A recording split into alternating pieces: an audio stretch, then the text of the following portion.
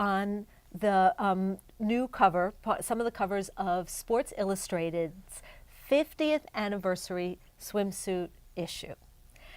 I don't know what this says about Sports Illustrated or Barbie. Do you have any ideas, Lily? Well, I think We have some here, right here. Here it is. Here it is. Yes. Okay.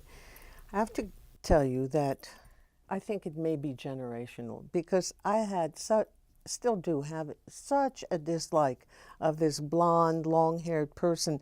And there are some very nice blonde, long-haired people that I do know.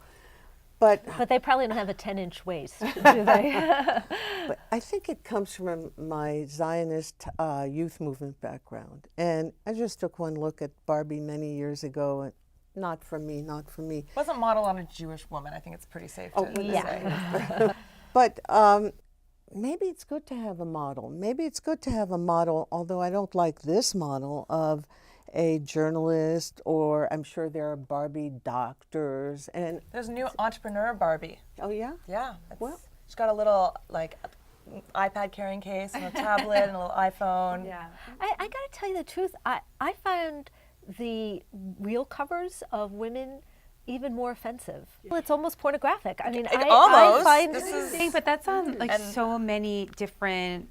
I mean, so many different magazines have that now. If you go and look, I mean, it's not particular that. What I think would have been more interesting for Sports Illustrated with women is that what if they had put, even, you know, if it was sexual and like, yes, they all have great bodies, but what if they put women athletes? Like, what if they had put like the upcoming Olympics and then put 3 women up there who probably we'd still look at them and be like, wow, that's a little sexualized. Wow, they have amazing bodies. Not everyone looks like that, but it would be involved with a sport, which is Sports I mean, the Illustrated. bodies would be in It would in have service it of will something. it would Yeah. also make sense to the magazine. So maybe That's a another good idea. magazine it wouldn't make sense, but I feel like that actually would have been really cool, but they didn't call and ask me. I do have to say, though, that in my experience raising 3 girls, I never bought a Barbie, but they got them anyhow. And there is just, there's something both scarily compelling about the doll, but also sort of irrelevant. You know, I mean, I remember when my oldest daughter was young and, you know, I was a foreign correspondent and, you know, mommy was jetting all over the world working, and all she wanted for her birthday was, you know, this doll with blonde hair and big boobs. And I found that really offensive. But I don't think it really made much of a difference to her. She outgrew it. She's turned into a fantastic woman who doesn't really see the world in that way. Dolls. And you know, so I sometimes I wonder if we make too much of these things.